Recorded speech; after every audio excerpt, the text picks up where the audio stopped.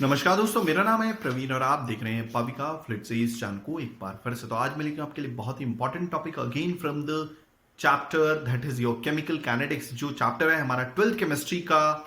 Okay, तो आज हम बात करने वाले हैं किसके बारे में? केमिकल काइनेटिक्स के बारे में, जैसे मैंने ऑलरेडी बोला हुआ है, जिसमें आप रिएक्शंस देख रहे होंगे। अभी आप सोच रहे होंगे भाई ये इंजीनियरिंग की चीजें छोड़ के क्यों 12th केमिस्ट्री में आ गया है। बट रिसेंटली मैंने स्टार्ट किया तो मुझे लगा कि मेरा खुद का बैकग्राउंड केमिकल इंजीनियरिंग का है, तो मुझे केमिस्ट्री लेके आनी चाहिए। तो आपने देखा होगा कि मैंने 11th क्लास की केमिस्ट्री भी स्टार्ट की है, साथ में 12th क्लास की केमिस्ट्री भी स्टार्ट की हुई है। तो आज हम स्पेशली बात करेंगे केमिकल काइनेटिक्स के बारे में।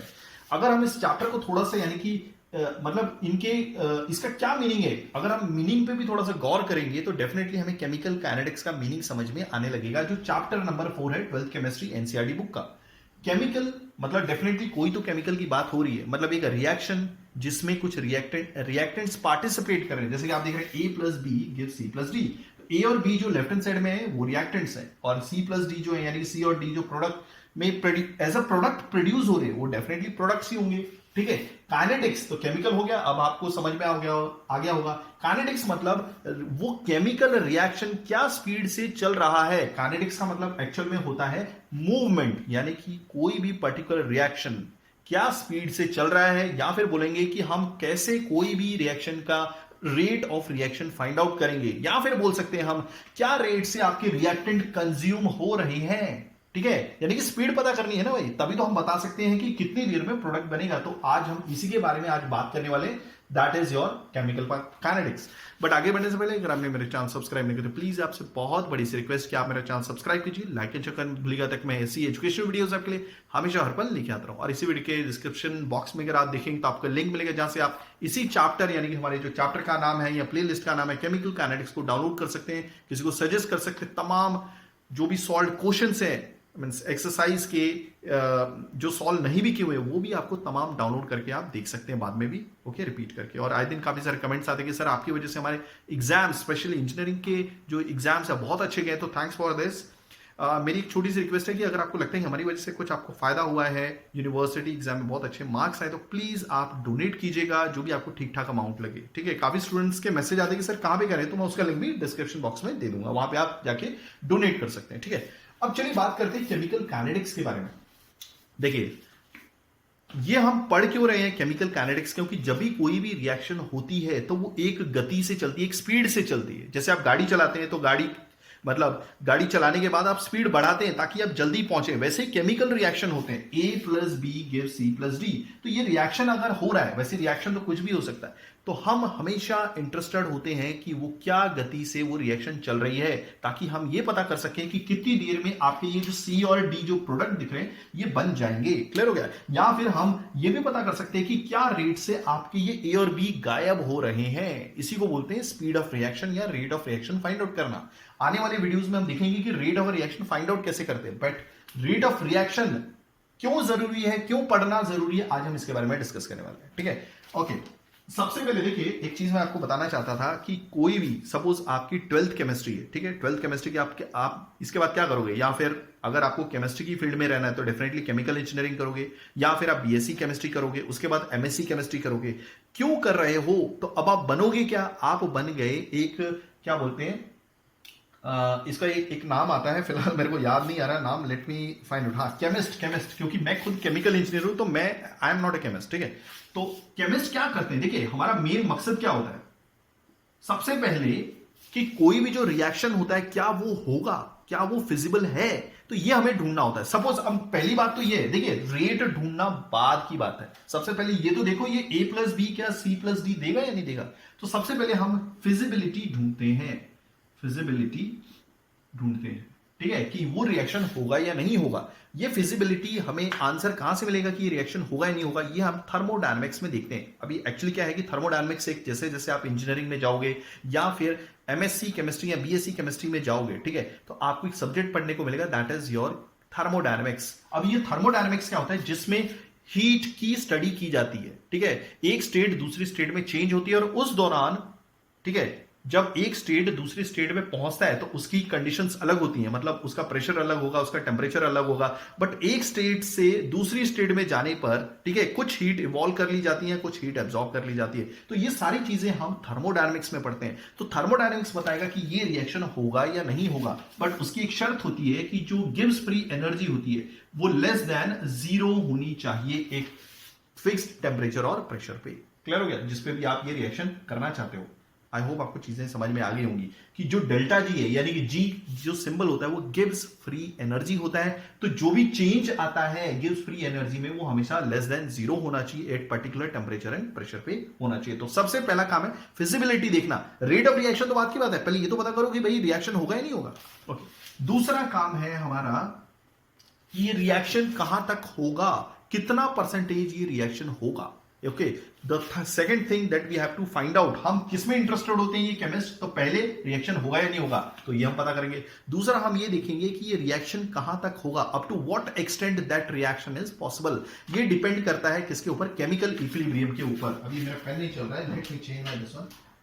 कौन सा है, ठीक है, सॉरी फॉर दिस। ओके, देखिए यहाँ पे तो दूसरा होता है आपका एक्सटेंट ऑफ रिएक्शन। क्या? Extent of reaction. Extent of reaction यानी कि रिएक्शन कितना परसेंटेज हो जाएगा या कहां तक हो जाएगा, ये किस पे डिपेंड करता है? इट डायरेक्टली प्रोपोर्शनल टू, या फिर डिपेंड बोल लीजिए, वो ज्यादा बेटर रहेगा।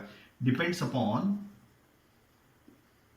डिपेंड अपॉन किसके ऊपर? Chemical equilibrium. केमिकल इक्विलिब्रियम पे भी डिपेंड करता है। आगे आगे चल के हम देखेंगे केमिकल इक्विलिब्रियम क्या है। अब तीसरी बात, अगर ये कुछ परसेंटेज तक ये रिएक्शन होता है तो अब हमारा मेन मकसद है कि स्पीड क्या है केमिकल रिएक्शन की। What will be the speed of a chemical reaction? जो हम इसी चैप्टर में पढ़ रहे हैं, chemical kinetics. Speed of a chemical reaction, या फिर हमारा मेन मकसद होता है रेट फाइंड आउट करना कि वो क्या रेट से प्रोसीड कर रहा है हमारा रिएक्शन, यही वाला रिएक्शन। डेफिनेटली ओके, हम इसके रेट को बढ़ा सकते हैं, घटा सकते हैं। अभी थोड़ा सा दिमाग लगाते हैं। देखिए, दिमाग मतलब मैं कुछ एग्जांपल्स दूंगा। कुछ ऐसे भी रिएक्शंस होते हैं जो फटाफट हो जाते हैं, कुछ ऐसे भी रिएक्शन होते हैं जो 1 घंटे में होते हैं, कुछ 2 घंटे में, कुछ 3 घंटे में, कुछ 1 दिन लगा लेते हैं, कुछ सदियां लगा लेते हैं, करोड़ों साल लगा देते हैं। तो क्या हम इतना वेट कर सकते हैं हमारे प्रोडक्ट के लिए? नहीं, मैं तो सिंपली बोलूंगा कि नहीं। आपका भी आंसर डेफिनेटली नहीं होगा। तो हम इतना वेट नहीं कर सकते, तो हम कैसे इसका रेट बढ़ाएं, कैसे इसकी स्पीड बढ़ाएं? ठीक है, तो कुछ फैक्टर्स होते हैं। सबसे पहले तो हमारा मेन मकसद होता है rate of a reaction find out करना। एक बार आपको रेट मिल गया तो हम उन फैक्टर्स पे काम करते हैं जिस पर रेट डिपेंड करता है। तो हमारा मेन मकसद क्या होता है? The factors on which the rate depends, the factor on which rate depends. और ऐसे 4 फैक्टर निकल के सामने आते हैं। एक हो गया आपका टेम्परेचर, ठीक है, दूसरा हो गया आपका प्रेशर, तीसरा हो गया आपका कैटलिस्ट, क्योंकि कैटलिस्ट ही रिस्पॉन्सिबल होता है आपके रिएक्शन को रेट फास्ट करने के लिए या फिर स्लो करने के लिए। ठीक है, ओके। और चौथा होता है आपकी कॉन्सेंट्रेशन, रिएक्टेंट की, रिएक्टेंट कॉन्सेंट्रेशन। तो मैंने सारी चीजें बताई कि क्यों जरूरी है एक केमिकल रिएक्शन के लिए, क्या वो होगा, कहां तक जाएगा, ओके। और ये डिपेंड करता है केमिकल इक्विलिब्रियम पे। और फिर आती है हमारी speed of a chemical reaction, यानी कि कितना टाइम लगेगा उस रिएक्शन को प्रोडक्ट में बदलने के लिए, या फिर उस केमिकल इक्विलिब्रियम की स्टेज तक पहुंचने के लिए, क्योंकि रिएक्शन तो वहीं तक हो सकता है ना भाई। ओके, तो ये सारी चीजें होती हैं। तो रिएक्टेंट कॉन्सेंट्रेशन। अब मैंने ये भी बताया कि अगर आपको रेट एक बार पता चल जाए तो कौन कौन से फैक्टर्स हैं जिन पे रेट डिपेंड करता है, आप इन चीजों को वेरी करो, ऑटोमेटिकली रेट आपको चेंज होता हुआ दिखेगा। क्लियर हो गया? फॉर एग्जाम्पल, देखिए एग्जाम्पल बहुत सारे हैं, तो मैंने ये आपको सारी चीजें बता दी। सबसे पहले कभी हमने गौर किया कि हमारा खाना क्यों खराब होता है? ठीक है, क्या रेट से हमारा खाना खराब हो रहा है, at what rate our food is going to spoil. ठीक है, अगर मुझे ये रेट पता चल जाता है तो मैं कोशिश करूंगा कि मैं कुछ ऐसी चीज बनाऊं जो मैं खाने में डाल दूं, ठीक है, ताकि ये जो खाना है धीरे धीरे रेट से खराब हो, ताकि लंबे टाइम तक स्टोर कर सकूं ना भाई। यही करूंगा, ओके। और मैं इन फैक्टर्स पे भी काम करूंगा ताकि जिस पर रेट डिपेंड करता है, मेरा कहने का मतलब इनडायरेक्टली वही है। तो फर्स्ट थिंग इज कि एक एग्जांपल मैंने बता दिया कि क्या रेट से हमारा खाना खराब हो रहा है, और इस रेट को मैं डिले कैसे करूं। तो मेरे को फैक्टर्स पे काम करना है जिस पे रेट डिपेंड करता है ये खराब होने का खाना। क्लियर हो गया? आई होप आपको चीजें समझ में आ गई। तो पहला एग्जांपल स्पॉइलेज ऑफ फूड, यानी कि क्या रेट से आपका खाना खराब हो रहा है, तो मैं वो रेट ढूंढूंगा और वो भी फैक्टर्स भी ढूंढूंगा जिसपे ये रेट डिपेंड करता है, और कोशिश करूंगा कि मेरा खाना खराब ना हो। क्लियर हो गया? कुछ ऐसी चीजें करूंगा ताकि रेट जो है सड़ने का खराब हो जाए, मींस खराब नहीं हो जाए, डिले हो जाए। ठीक है, ओके चलिए। अब दूसरा एग्जांपल मैं बोलूंगा कि आपको मालूम है कि डेंटिस्ट के पास अभी जब भी आप जाते हैं, जब दांत टूट जाता है हमारा तो उसको फिल कराने के लिए जाते हैं, तो ज्यादातर मतलब जो रिसर्च वर्क होता है वो किस पर होता है, जो भी हम ये दांत लगवाते हैं ना, ठीक है, मटेरियल जो भी हम यहां पर फिलिंग करवाते हैं दांतों की, जैसे मेरा दांत भी एक टूटा हुआ है, ठीक है, तो मैंने कभी डॉक्टर के पास तो नहीं गया, ओके, बट डॉक्टर्स क्या करते हैं, और जो भी ये जो फील्ड है जहां पर ये फिलिंग का काम होता है, ठीक है, वहां पे ये रिसर्च वर्क चलती है कि हम कैसे एक मटेरियल को डिजाइन करें जो अभी बनाए और अभी फट से सेट हो जाए, फटाफट सेट हो जाए। ठीक है, कुछ ऐसा डिजाइन करें किसको, वो मटेरियल को जो हमारे दांत में लगने वाला है, ताकि जैसे बनाए फटाफट सेट हो जाए। क्लियर हो गया? तो हमें यह पता करना होगा कि वो क्या रेट है जो बहुत फास्ट हो रहा है, जिसकी वजह से वो मटेरियल इतनी जल्दी सेट होता है कि मैंने अभी सपोज दांत का वो पोर्शन बनाया और ये हार्ड हो गया और मैंने फटाफट लगा दिया।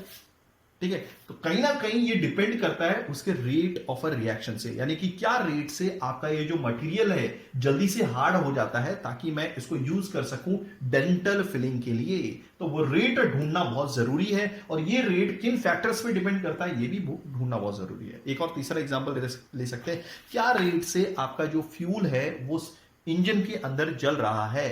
क्लियर हो गया?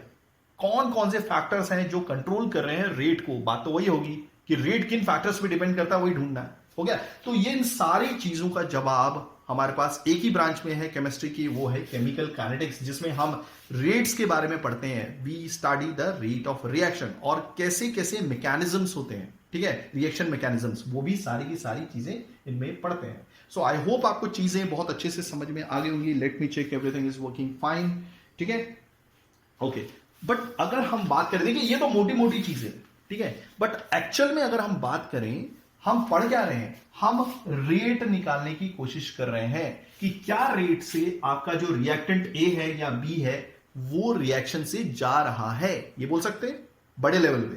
ठीक है, या फिर ये भी बोल सकते हैं कि क्या रेट से आपका प्रोडक्ट फॉर्म हो रहा है, ये भी बोल सकते हैं। बट और अच्छे से थोड़ा डीप लेवल पे बात करें, ठीक है, आपको मालूम है कि जब भी कोई भी रिएक्टेंट आपस में कंबाइन होते हैं, ठीक है, तो उनको एक मिनिमम सेट ऑफ एनर्जी चाहिए होती है, हम उसको बोलते हैं एक्टिवेशन एनर्जी। जैसे ही वो एक्टिवेशन एनर्जी उनको मिल जाती है, ये जो रिएक्टेंट है ये प्रोडक्ट में बदल जाते हैं। तो ये मॉलिक्यूलर लेवल की बात हो रही है। देखिए ऊपर से कहना बहुत आसान है कि भाई रिएक्टेंट कंबाइन हो जाएंगे, प्रोडक्ट बन जाएगा, ठीक है, बट अंदर क्या चल रहा है, जो अंदर रिएक्ट होने वाले जो मॉलिक्यूल्स है, क्या उनके पास इतनी सफिशिएंट एनर्जी है कि वो आपस में कोलिजन करेंगे, टकराएंगे और प्रोडक्ट बन जाएगा? तो उनको कुछ एनर्जी चाहिए होगी। अंदर के रिएक्शन मैकेनिज्म्स क्या होंगे, एक्टिवेशन एनर्जी कितनी चाहिए होगी, वो एक्टिवेशन एनर्जी कैसे आएगी? तो ये सारे जो जवाब है आपको केमिकल काइनेटिक्स में मिलेगा।